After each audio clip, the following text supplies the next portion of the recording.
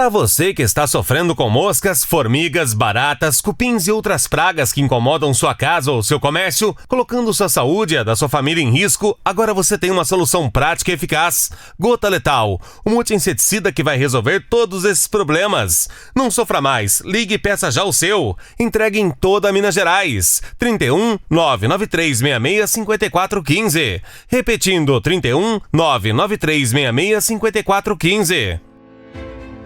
Olá, tudo bem? Ricardo Elbert aqui para mais um Pitanguiense do Dia, podcast que conta histórias de pitanguienses que se destacam não só pelo trabalho que fazem ou pelo patrimônio que construíram, mas também pelas pessoas que são. Neste episódio eu converso com o advogado e radialista Paulo Roberto Lobato dos Santos, ele que nasceu em Pitangui no dia 26 de outubro de 1949. Além da longa carreira no direito, Paulo se dedica a colecionar itens como livros, discos e até dinheiro de vários países. Apaixonado pela música sertaneja, é diretor da Líder FM, onde apresenta um programa especializado nesse estilo musical. Olá, Paulo, tudo bem? Seja bem-vindo aqui ao Pitanguiense do Dia e muito obrigado por aceitar o convite para ser o nosso entrevistado de hoje. Tudo ótimo. Obrigado eu por ter sido convidado por você. Fico muito feliz e muito honrado, viu? Muito obrigado. Bacana demais, Paulo. Tamo junto, então. A honra é toda nossa. O Pitanguiense do Dia sempre começa com aquela pergunta padrão, né? Num jeito bem mineiro. Você é filho de quem? Eu gosto desse jeitinho mineiro, Ricardo. Eu sou filho do Zé dos Santos e Amélia Lobato dos Santos. O meu pai era padeiro. Ele tinha uma pequena padaria no finalzinho da rua Padre Matias, no bairro Gameleira, esquina com a rua Velha da Taipa, onde hoje é a Academia Bem Viver. E minha mãe, ela é servidora pública municipal, trabalhou na prefeitura de Pitangui por muitos anos, onde se aposentou. Bacana demais, Paulo. São famílias que realmente têm muitas raízes em Pitangui, né? Grandes aí sobrenomes de grandes personalidades ao longo dos anos. Queria saber, então, como que foi a sua infância? Quais as lembranças que o senhor pode compartilhar para a gente daquela época? Então, Ricardo, a minha infância foi, assim, você transportando a ideia para a época, mas eu sou de uma época em que a realidade era um pouco diferente. Não existia, literalmente não existia celular, telefone fixo existia, mas era privilégio de poucos. Aparelho de televisão em casa também não era muito popular. E então eu cresci nesse endereço onde eu falei, na rua Padre Matias, esquina com o Velho da Taipa, no finalzinho do bairro Gameleira e início do bairro Santo Antônio. E eu tive uma infância normal para a época, né? Uma infância cheia de altos e baixos, cheia de alegrias, que hoje são boas lembranças, e também cheia de dificuldades, que hoje são aprendizado. Eu estudei no grupo escolar Professor José Valadares, era assim o nome da escola na época. Eu fiz ali os meus estudos iniciais, da primeira até a quarta série. Tive como professora a saudosa Maria José Brandão, uma grande mestra. E depois eu fiz a segunda, naquele tempo chamava-se, depois da quarta série do curso primário, o curso mudava de nome, chamava curso ginasial. Não tinha essa sequência de primeira a oitava, né? Então a gente terminava um curso, recebia um diploma na quarta série. Depois, opcionalmente, a gente fazia o curso ginasial. Para entrar no curso ginasial, a gente tinha que fazer um exame que chamava-se exame de admissão. É como se fosse um vestibularzinho, mais ou menos isso, um vestibular entre aspas. A gente tinha que fazer uma prova de seleção para ingressar no curso ginasial. Eu fiz o curso ginasial, que era da primeira à quarta série, correspondente hoje à segunda metade do ensino fundamental, né? No EMAL, na Escola Estadual Monsenhor Arthur de Oliveira. E depois, no mesmo colégio, eu fiz o ensino médio, fiz um curso técnico de contabilidade. Bom, essa é a minha parte da infância, né? No curso técnico de contabilidade eu já era pós-adolescente, mas está ainda nessa fase. Então, dentro desse contexto, Ricardo, da minha infância, a gente tinha as brincadeiras infantis da época, né? As brincadeiras eram brincadeiras de rua. A gente jogava aquela famosa amarelinha, né? A gente brincava de esconde-esconde, essas coisas assim. E havia um cinema em Pitangui, o Cine Pitangui, que aos sábados à tarde e aos domingos à tarde também tinha sessão vespertina, a gente chamava de matinê. Na verdade era vespertina, né? Porque era à tarde. E costumava passar muito filme de Tarzan. Então, o que eu fazia com os meus amigos? Nós tínhamos um grupinho de colegas de escola e vizinhos. A gente ia lá para onde é hoje o Parque da Gameleira. Lá era bem maior, lá tinha muitas árvores, muito mais árvores do que tem hoje. A gente subia nas árvores para brincar de Tarzan, né? A gente não tinha noção do perigo, né? A gente ficava assim, às vezes a 10 metros de altura nas árvores, mas eu pensava assim, se o Tarzan pode fazer isso, eu também posso fazer. Essa é uma das peripécias que a gente tinha, né? E no mais, foi uma infância normal, com certa dificuldade, porque a gente é de família humilde, mas uma infância muito boa. Tenho boas lembranças e aprendi bastante nessa época. Ah, isso aí, grandes recordações que o senhor puxa aí da época da infância. Bacana demais. E você citou que estudou na Escola José Valadares, né? Então, não tem como nem perguntar o que o senhor acha da situação atual lá do Casarão, onde tantos de nós pitanguenses estudamos, né? E de onde temos ótimas memórias como as suas aí do período da escola. Então, Ricardo, é lamentável a gente ver aquele prédio no estado que está hoje, porque aquele prédio é uma relíquia na história de Pitangui, pelo menos deveria ser, né? Aquele prédio tem uma história muito rica, porque, vamos dizer só de passagem, né? sem adentrar, sem fugir do assunto aqui, mas aquele prédio teria sido construído para Pitangui, quando Pitangui concorreu ao concurso para ser a sede da província de Minas Gerais. A capital era Mariana e o governo achou por bem, teve seus motivos lá para mudar a capital de lugar e abriram concorrência. Pitangui concorreu. Então aquele prédio, segundo consta, alguns registros, que são poucos, consta que ele teria sido construído para ser a sede do governo. Bom, então Pitangui não foi escolhida, foi escolhido Ouro Preto, e então o prédio passou a ter outras finalidades. Não foi residência, né? Inclusive de Maria Tangará, com a sua família, tem uma história muito rica também. Depois ele foi incorporado ao patrimônio do Estado. E ali passou a funcionar o Grupo Escolar Professor José Valadares. E funcionou também no mesmo prédio o Grupo Escolar Francisca Botelho. Depois que construíram o prédio do atual Francisca Botelho, foi que ele mudou de lugar, mas ele funcionou também no mesmo prédio do José Valadares. Muito bem. Depois o prédio foi assim, ficando sem manutenção, a gente sabe que não houve manutenção devida, e tanto é que teve que retirar a escola de lá. Outras atividades, como, por exemplo, sessões eleitorais que eram abrigadas naquele prédio, tiveram de ser deslocadas para outros lugares, porque o prédio não oferece segurança nenhuma. Ele pode ruir a qualquer momento, a verdade é essa.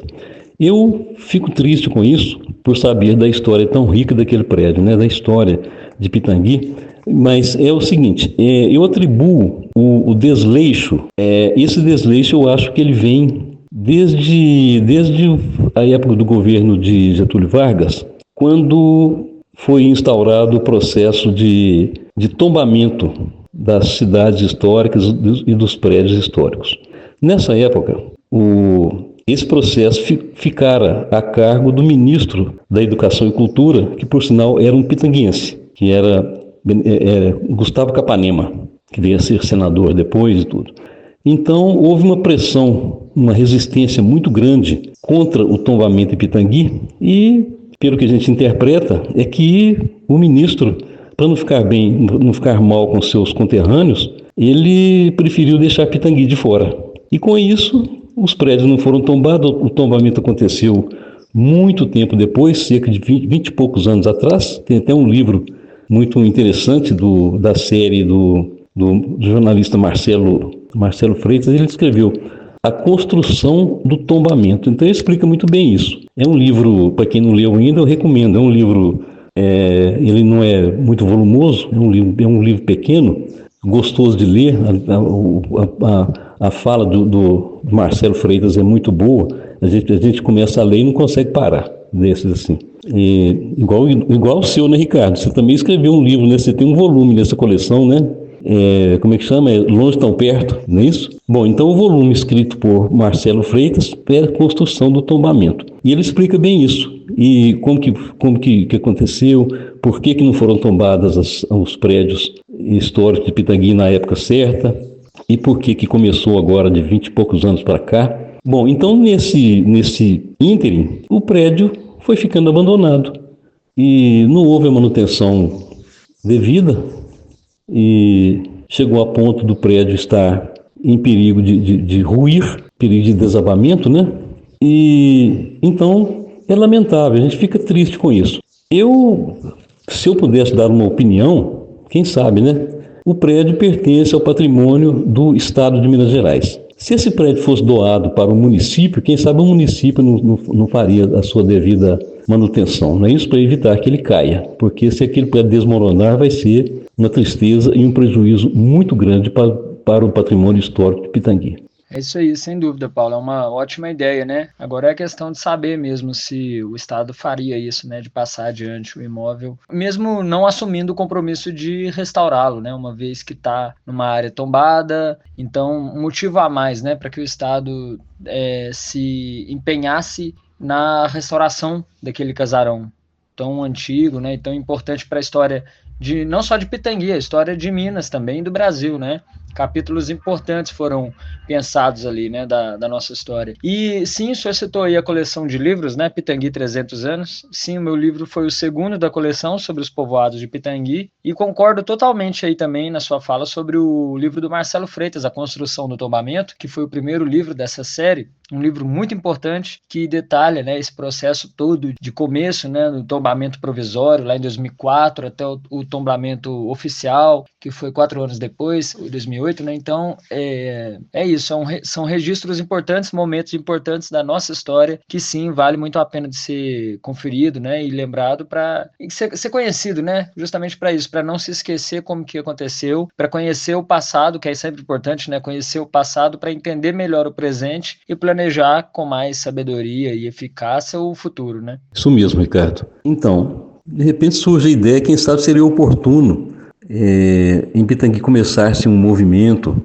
para sugerir que o Estado doe esse prédio para o município, quem sabe? Porque ele não tem um prédio que não tem utilidade nenhuma para o Estado. Ali funcionava uma escola, não funciona mais. O prédio está completamente vazio. Então ele não tem utilidade nenhuma. Ele vai dar despesa para o Estado, né, para restauração. E se o município o restaurasse, seria uma conservação do patrimônio histórico e seria muito importante para nós. Vamos botar essa ideia para frente?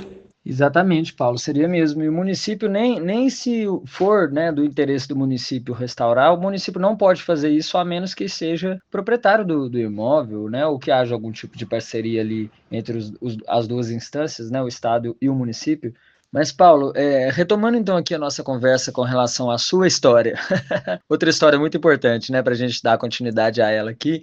O senhor tinha citado aí o período em que estudou, quando era criança, né, na escola José Vladares, entre outras. Como que foi ali aquele período que hoje a gente chama do ensino médio, né, o 3º ano? Na época era o ginasial, não era isso? Como que foi essa fase? Quais escolas aí o senhor estudou no período da adolescência? E se tiver também alguma professora ou professor marcante da época também para citar, fique à vontade. Olha, em Pitangui, depois do curso primário, que esse era a nomenclatura da época, da 1ª à 4ª série, que eu fiz no grupo escolar Professor José Valadares, a partir de então eu estudei sempre na escola estadual Monsenhor Arthur de Oliveira. E ela teve outros nomes também, mas vamos falar do nome atual, né? Escola Estadual Monsenhor Arthur de Oliveira. Lá eu fiz o ginasial, que corresponde à 2ª metade do ensino fundamental, na época chamava ginásio, de 1ª à 4ª série, corresponde à 5ª à 8ª série. Depois, lá eu fiz também o ensino médio, eu fiz um curso técnico de contabilidade. É um curso profissionalizante, para mim valeu muito, que esse curso na época, hoje ainda existe curso técnico de contabilidade, mas é um curso assim, bastante restrito.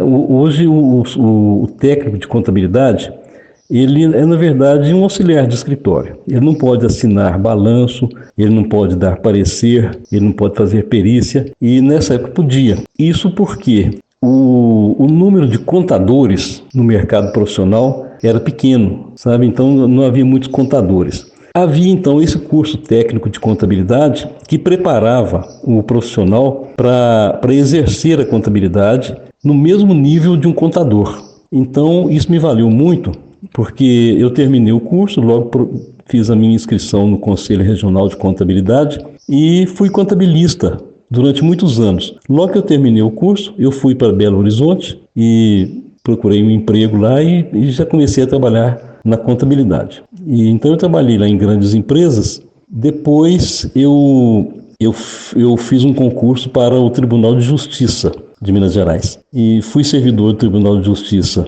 durante 5 anos, mas já não foi mais na área de contabilidade. Aí eu passei para a área jurídica, embora eu não fosse ainda formado em Direito. E nesse meio tempo eu prestei vestibular para o curso de Direito na Faculdade Milton Campos e lá me formei. Depois que eu me formei, eu fiz um outro concurso para o Tribunal Regional do Trabalho da Terceira Região, que é o TRT, e lá fui trabalhar também na área jurídica. Fiquei durante 27 anos e lá me aposentei. Então, com essa mudança da área contábil para a área jurídica, eu deixei a contabilidade. Chegou num ponto que não fazia mais sentido, então eu dei baixa no meu registro no Conselho Regional de Contabilidade. E depois que eu me aposentei, eu me inscrevi na Ordem dos Advogados e virei advogado. É isso, recentemente, de 2020 para cá, aliás, 2019. Então, é isso, em rápidas pinceladas foi dessa forma, Ricardo. Muito bem, é isso aí, grande trajetória, devidamente resumida, né? Nessa sua resposta, resumiu bastante o que vinha fazendo, mas eu sei de uma outra vertente sua também, que não diz respeito aí a essa área do direito, né? Que é o colecionismo, não é isso? Principalmente de cédulas. Eu sei de cédulas, né? Notas de dinheiro e tudo mais. Mas tem esse seu hobby de fazer coleção, ele abrange também outros itens? Conta pra gente essa curiosidade. Como que começou também, né? Ricardo, bem lembrado. Pois é, realmente eu sou um colecionista, uma mania de colecionar tudo que seja colecionável, sabe? Ou seja, nem tudo, né? Mas eu comecei assim, desde muito tempo eu ficava guardando coisas da época. Por exemplo, cédulas da época, cédulas de quando eu era criança. Eu tenho cédula de quando eu era criança, sabe? E fui guardando essas coisas, as moedas foram mudando e aquela moeda que perdia o valor, eu não a jogava fora, eu gostava de guardar. Achava interessante mostrar para as outras pessoas, às vezes pessoas de minha idade mesmo, que não lembravam mais daquelas cédulas, moedas também. E então depois eu fui só guardando assim, acumulando essas cédulas antigas, cédulas e moedas antigas da minha época e tudo. Depois me despertou o interesse de fazer mesmo coleção. Então eu passei a procurar, a adquirir moedas antigas. Eu tenho moedas de alguns séculos de idade, né? Cédulas também bem antigas eu tenho. E depois eu passei a colecionar, eu achei interessante o colecionismo e passei a colecionar. Na época tinha cartões de telefone, eu colecionava cartões de telefone e tenho todos ainda guardados. Deve ter mais ou menos, eu acho que uns 2.000 cartões de telefone mais ou menos, sem repetir. As cédulas brasileiras eu tenho desde a implantação da moeda cruzeiro até os dias atuais, eu tenho todas as cédulas. Moedas também eu tenho, moedas não tenho todas não, tenho grande parte, faltam algumas para completar, mas algumas que são mais raras, mas eu tenho também quase todas. Moedas eu tenho desde a República, quando começou a República, a moeda era réis, então eu tenho grande parte das moedas, não tenho todas não, algumas são muito raras, alguns são inacessíveis, tanto pela raridade quanto pelo preço. Bom, então eu coleciono tudo isso, eu coleciono discos de vinil, CDs. Disco de vinil eu devo ter uns 1.500 mais ou menos, é uma coleção pequena, para colecionador 1.500 discos não é nada, mas eu tenho mais ou menos isso, 1.500 discos de todos os gêneros, tenho CDs, tenho fitas cassete, DVDs, fitas cassete eu tenho tanto de música quanto de filmes. Então é isso, são essa mania de juntar as coisas, aos poucos vai se transformando numa coleção, sabe? E eu gosto das minhas coleções e gosto de estudar sobre os assuntos, né, que elas trazem, porque coleções assim, por exemplo, digamos, coleção de cédula de dinheiro, elas têm uma história, elas contam a história, as cédulas contam a história. É coisa muito interessante. As moedas contam histórias. Tem moedas comemorativas, né, que a gente vai... elas são todas datadas. Então você põe aquelas moedas em ordem cronológica e você vê ali uma história subliminar, mas é muito interessante. É muito interessante. Eu tenho outras coleções também, coleções que não são assim, de muito valor, por exemplo, livros antigos, livros da minha época do curso primário, um livro chamado As Mais Belas Histórias. Eu tenho outro chamado Lalau, Lili e o Lobo.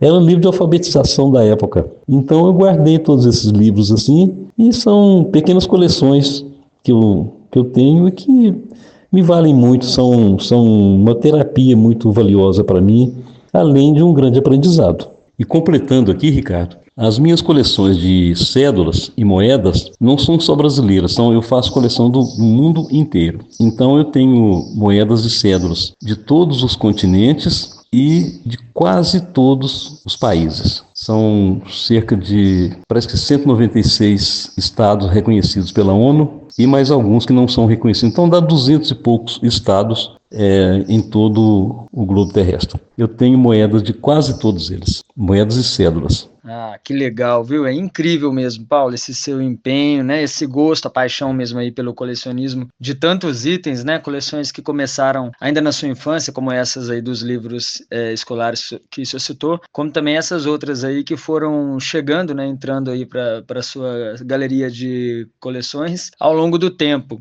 Incrível demais. Aliás, eu imagino que outra coleção que o senhor tenha é de discos, não é? Discos musicais, discos de vinil, CDs, porque eu sei que outra paixão sua é a música, principalmente a música sertaneja, a música caipira, né? Que é aquela a original, né? Da roça, lá do sítio, da fazenda, a música caipira. Tanto que hoje o senhor está na direção da Rádio Líder FM em Pitangui, o senhor tem um programa que é 100% sertanejo caipira, inclusive que presta homenagens aos compositores, aos escritores das músicas, né? Trabalho muito bacana também. Imagino que isso deve ser uma consequência de algo que começou na sua juventude, não é? A paixão pela música sertaneja, como que era há alguns anos e como que aconteceu também esse seu gosto por rádio, né? De ouvir rádio, porque para chegar no ponto atual em que o senhor é diretor da Rádio Líder em Pitangui, também teve um longo histórico de ser ouvinte de rádio, não é isso? Conta pra gente essas histórias. Isso mesmo, Ricardo. Tem uma pequena coleção de discos de vinil,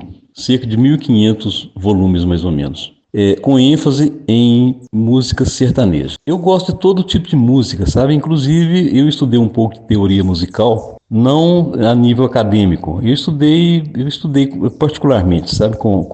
Fiz aula com alguns maestros, e então eu tenho um pouco de teoria musical, gosto de todos os tipos de música. Nesse sentido, eu sou um dos fundadores de um coral que tem em Belo Horizonte, que é até um coral hoje, assim, com certo respeito, digamos assim, no meio musical. Ele chama-se Acordos e Acordes. Eu fui um dos fundadores dele no ano de 2011. Então eu dei a minha contribuição e tudo, e cantei nesse coral também. Esse coral, a convite da administração pública, de duas vezes nós estivemos em Pitangui. O coral veio a Pitangui. Aliás, 3 vezes.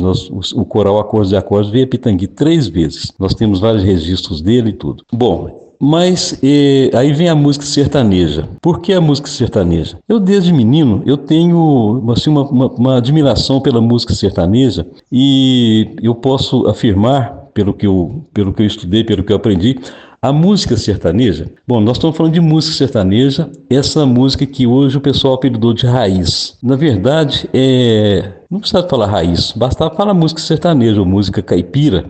No meu programa de rádio, conforme você já citou aí, estou adiantando aqui, uma vez eu contei um caso porque de onde surgiu essa palavra caipira. Eu acho que não é oportuno falar agora não, porque a história é longa, mas depois eu posso falar no rádio, convido vocês para ouvirem, depois eu vou anunciar o dia que eu for falar. Por que chama música caipira? Tem uma história que remonta ao ciclo da cana-de-açúcar na história do Brasil. Daí vem a música caipira e tudo, mas a história é um pouco longa para a gente entender. Muito bem. Depois passou a chamar música sertaneja. E hoje tem os artistas atuais, eles cantam uma música de boa qualidade, bem, digamos assim, bem gravada, né?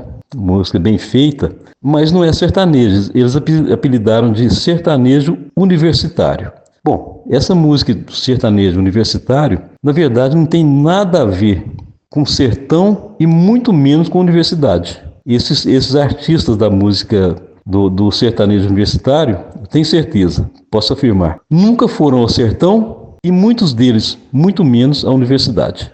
Então eu já tenho uma brincadeira, tomara que eles formem depressa e vão fazer doutorado lá no Japão. Isso é uma brincadeira, a música é boa, só não é sertaneja. Então esses sertanejos universitários, eles, assim, para dar mais ênfase ao tipo de música que eles cantam, que eles apresentam, eles apelidaram a verdadeira música sertaneja de sertanejo raiz, como se a música verdadeira, sertaneja verdadeira, fosse uma exceção. Então, quando se fala hoje em sertanejo, você vê aí Luan Santana, Paula Fernandes, são excelentes cantores. Não estou falando mal deles, não. Só estou dizendo que eles não são sertanejos. E eles apelidaram, né, a verdadeira sertaneja de raiz. Então vamos nessa. Então eu gosto de todas as músicas, mas eu gosto mais da raiz. Faz parte da minha raiz mesmo. Eu tenho, na minha família, tem muitos artistas, muitos músicos.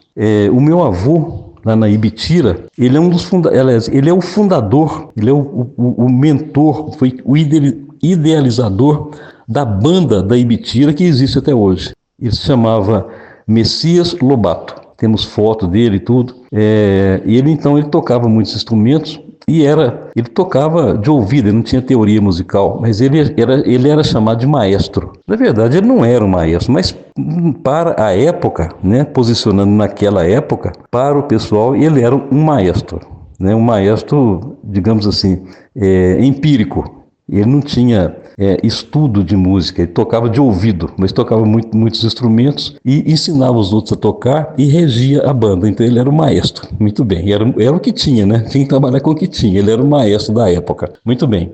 E hoje eu tenho também muitos parentes que são artistas de vários gêneros, sertanejo e popular, né? Só que eu mesmo não sei tocar nenhum instrumento. Falei que eu estudei um pouco de teoria musical, mas eu não toco nenhum instrumento, embora eu os tenha em casa. Eu tenho alguns instrumentos de corda em casa, como violas, violões, cavaco, eu tenho. Para os amigos quando chegam na minha casa para tocar, entendeu? Então é isso. Então eu sempre gostei mesmo da música sertaneja, porque a gente tinha contato na época, quando eu era criança, adolescente, a gente tinha muito contato com artistas sertanejos que eram parentes, né, da gente, eram pessoas da família, então eu passei a admirar. E a música sertaneja, essa que nós chamamos de raiz, é uma música especializada, tá? Ela tem as suas especificações. Ela tem que conter vários requisitos. O tema, que tem que ser um tema sertanejo, o instrumental, que tem de ter necessariamente viola, violão e sanfona. Isso são requisitos da música sertaneja. E a voz, as vozes, geralmente a música sertaneja ela é cantada em dueto. Não necessariamente, mas quase todas em dueto.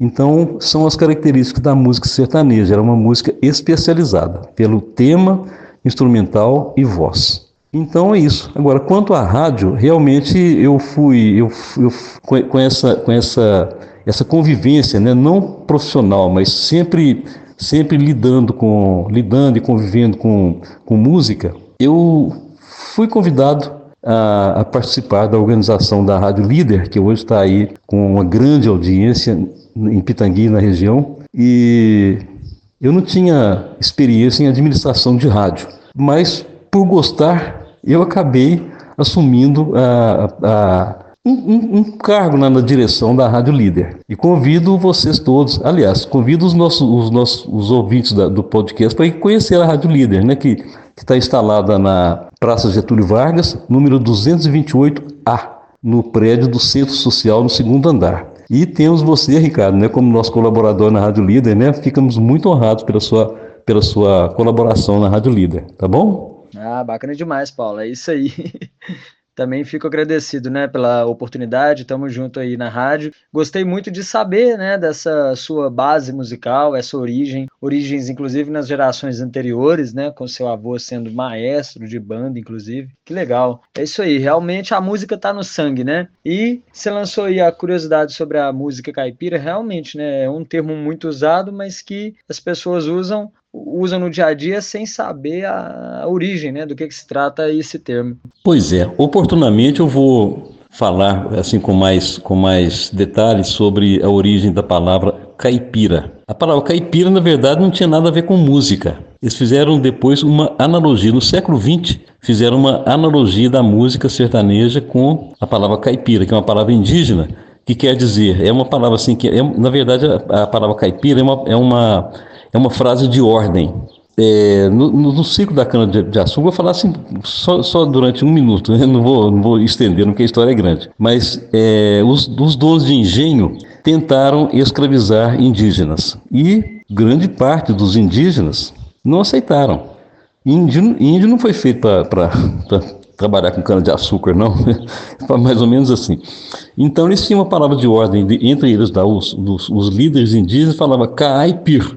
A palavra era caipir. Era uma frase inteira. A frase queria dizer: nós não aceitamos a cultura desses homens de engenho, nós não aceitamos as roupas que eles usam, não aceitamos os deuses que eles adoram, nós não queremos nada deles, nós somos os homens da terra, nós somos caipir. Então, essa era uma palavra de ordem. E quando, no início do século XX, quando um empresário paulista chamado Cornélio Pires quis gravar música sertaneja, as gravadoras resistiram, não queriam tocar música sertaneja, que aquilo não era música, que música feia é essa? O chique era tocar música francesa, né? Então o chique, você tinha que falar francês na sociedade, nos clubes, você tinha que falar francês. Pelo menos cumprimentar, pelo menos uma meia dúzia de palavras em francês, era chique falar, né? Agora, era chique cantar também em francês. Mas você vai cantar essas músicas aí, tipo Tunico e Tinoco, que coisa mais feia. Então, o Cornélio Pires, o que ele fez? Ele comprou equipamentos e ele próprio gravou as músicas e fez uma alusão à palavra de ordem caipir dos indígenas do ciclo da cana-de-açúcar, pode ter sido no século XVII, se não me engano, né? E então ele falou assim: nós não queremos a sua música, nós não queremos a sua cultura francesa, não queremos, nós somos caipira, entendeu? Então a palavra caipira em relação à música é uma analogia que fizeram ao indígena caipira, que na verdade a palavra caipira significa o homem forte, o homem que não se deixa levar pelos outros, o homem que não se deixa enganar. Assim eram os indígenas. Eles eram ingênuos, mas quando eles chegou num certo ponto, né, que eles se rebelaram. Nós não vamos nos deixar dominar por esses portugueses malucos que chegaram aqui e montar engenho de açúcar e que a gente seja escravo deles. Nós somos homens da terra, nós somos fortes, nós somos caipira. Então a palavra caipira para a música é mais ou menos por aí. Um dia eu conto com detalhes sobre isso, a história é longa, tá bom? Muito bem, Paulo, mas assim, já gostei de saber dessa contextualização rápida aí que o senhor fez, mas é claro que com certeza os ouvintes do programa na Líder vão saber em detalhes, né, em breve. Fica então o convite mais uma vez para ouvirem o programa, que é sempre nas manhãs de domingo, não é isso, Paulo? Na Rádio Líder FM 87.9.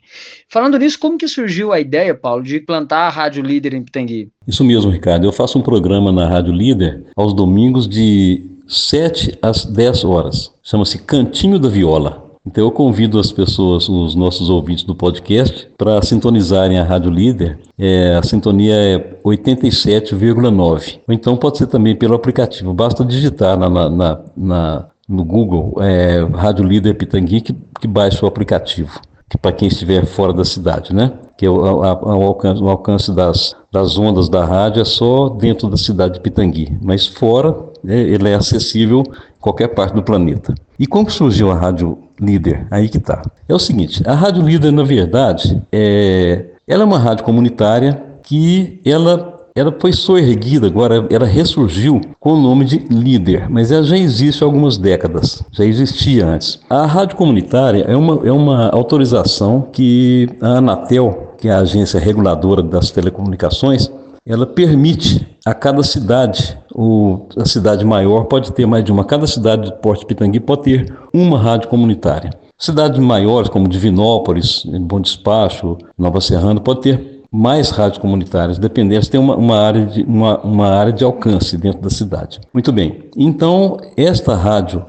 que hoje é a Rádio Líder, ela já existia em Pitangui há algumas décadas, só que depois ela foi, as pessoas que dela cuidavam foram esmorecendo e foram assim deixando de lado e se esquecendo de prestação de conta, porque a gente tem que prestar conta para a Anatel, tem valores a serem pagos, né? Tem algumas anuidades a pagar, coisa assim. Então as pessoas foram deixando e a rádio então deixou de existir. A Anatel então cortou a autorização. E, na verdade, a rádio não estava no ar mais. Quando foi no fim do ano de 2023, meados de 2023 mais ou menos, foi que algumas pessoas aqui, no caso, vou falar uma pessoa, que foi o Marcílio Valadares. Ele contou com a ajuda de outros aí, mas, na verdade, o mentor foi o Marcílio. Ele falou assim, quem sabe nós conseguimos reativar a rádio comunitária em Pitangui. E ele tomou frente e me convidou a participar. Então nós procuramos saber o que é que tinha de fazer, a rádio estava baixada, ela não existia mais perante a Anatel. Mas nós fizemos um requerimento, fizemos uma solicitação lá, e falando que não tinha outra rádio comunitária em Pitangui, então se podia novamente ativar a rádio comunitária ou conceder uma nova rádio comunitária. Então eles reativaram a mesma rádio antigamente. A frequência era diferente, a frequência antes era 104,9, uma coisa assim, não tenho certeza. E então ela foi reativada com a frequência 87,9. Então, quando a Anatel deu a autorização, nós aí partimos para um outro desafio. Bom, agora nós temos autorização, mas não existe nenhum equipamento. Tudo que era usado antes estava tudo deteriorado, né? Não funcionava mais. Então aceitamos esse desafio, encaramos e compramos todo o equipamento, todo o estúdio para que a rádio funcionasse. E quando foi em setembro de 2023, eu até falei errado, essa iniciativa do Marcílio não foi em 2023, foi em meados de 2022. Em 2023, a rádio já estava no ar em caráter experimental, no mês de setembro. Quando foi em novembro de 2023, então aí sim ela entrou definitivamente no ar, com locução, com programação, com tudo. Então, nós estamos ainda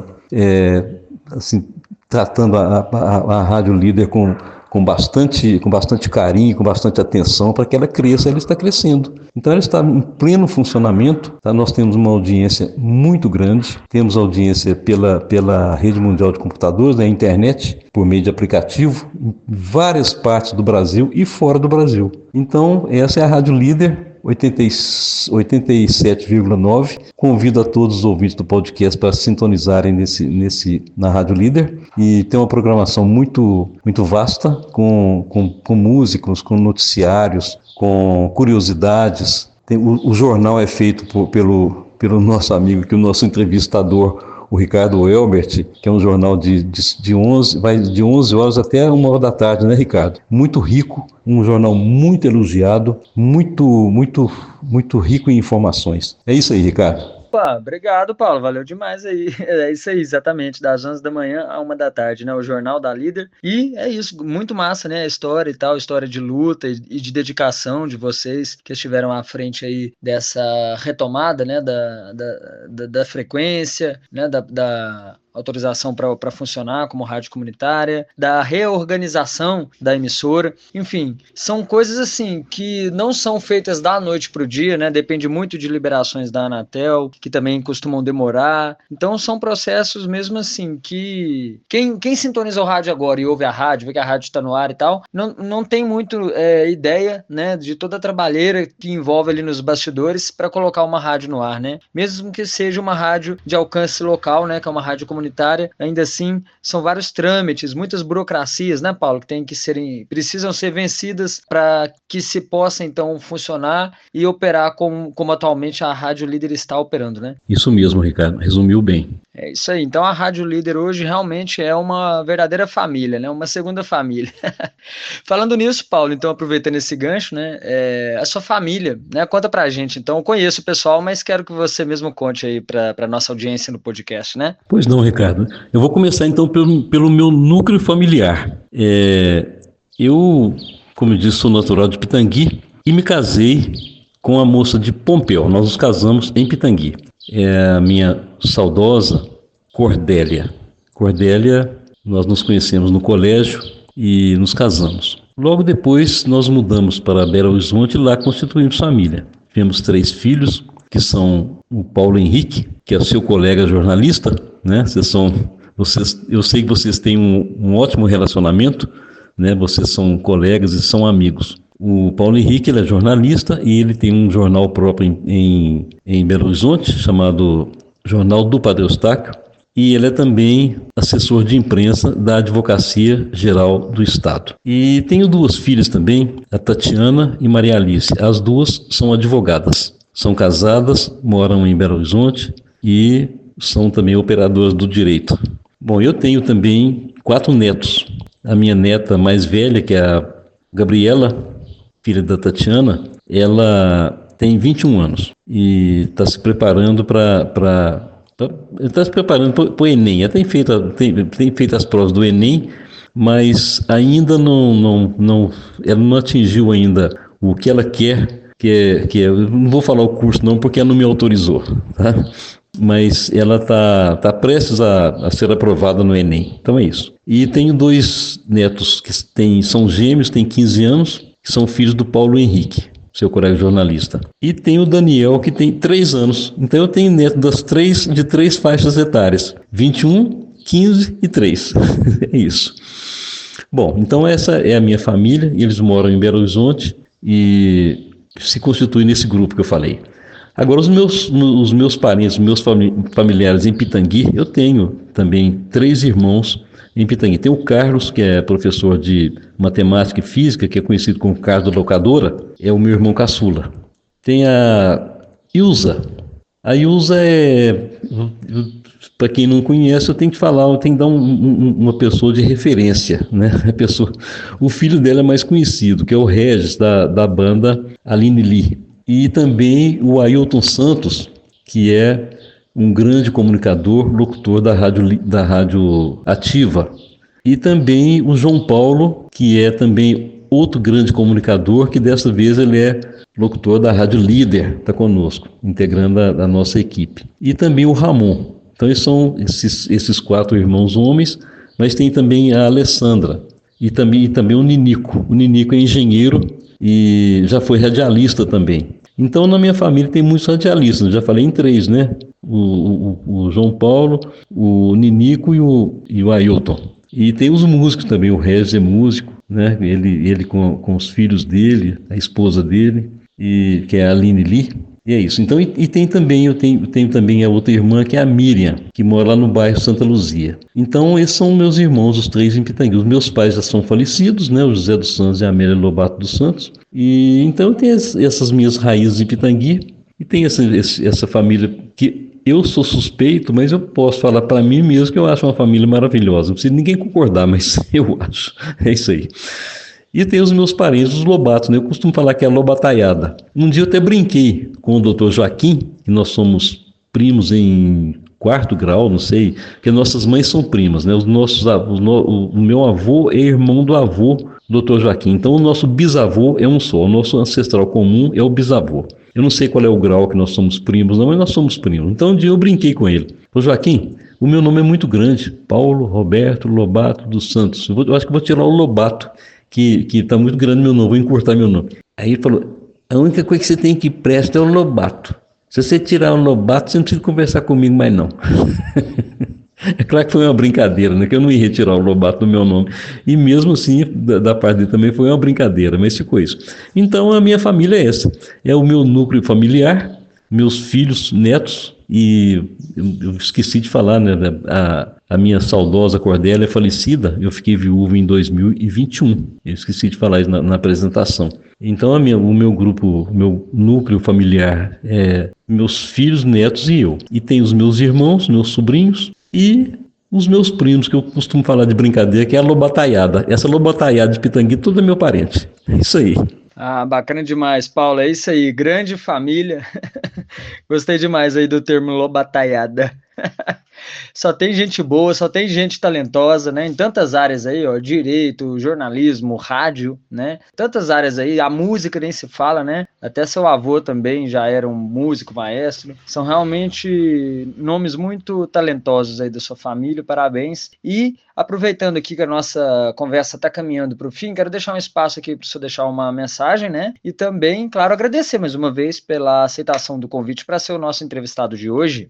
Ô Ricardo, a mensagem que eu tenho a deixar, eu não tenho muito a falar porque seria chover no molhado. Eu só quero agradecer a todos os pitanguienses com os quais eu convivo. Quero dizer que eu gosto muito de morar em Pitangui, me orgulho de ser pitanguiense, ter nascido em Pitangui, de ter esses parentes todos em Pitangui, todos esses amigos, eu tenho uma roda de amizade muito grande. Então eu fico muito feliz de morar em Pitangui. É essa mensagem que eu tenho, né, o meu agradecimento a todos. Falar mais do que isso seria chover no molhado. Então, muito obrigado a todos. E a você, Ricardo, eu agradeço muito pela oportunidade, pela sua atenção, viu, de ter me convidado para fazer esse podcast. Eu gostei muito, viu, fico muito honrado, muito orgulhoso disso. Viu, Ricardo? Muito obrigado e muito sucesso para você. Esse foi o papo de hoje com o advogado e radialista Paulo Roberto Lobato dos Santos. O Pitanguiense do Dia é um podcast disponível no YouTube, no Spotify e agora também na Deezer.